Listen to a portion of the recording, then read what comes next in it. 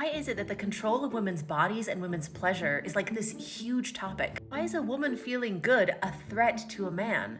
It is actually a huge threat, and it's based in ancient history. Here's an example. Remember when Kristen Stewart was on the cover of Rolling Stone? People freaked out about this image. A couple of aspects that were really triggering for people is number one, Kristen Stewart's being super gay, as in pleasure completely outside of a man. And she's showing pleasure from the perspective of the female gaze. Pleasure for her and not for a man.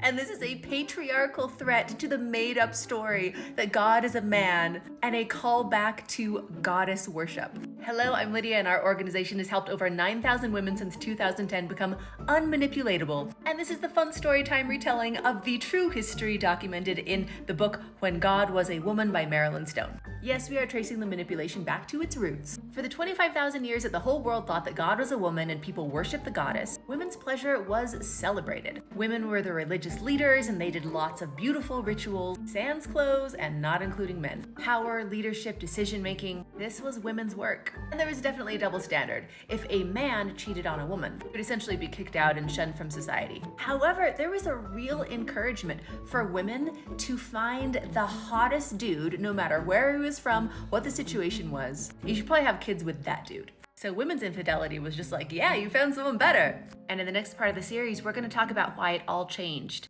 Because Bro Clan was very disapproving of women feeling good.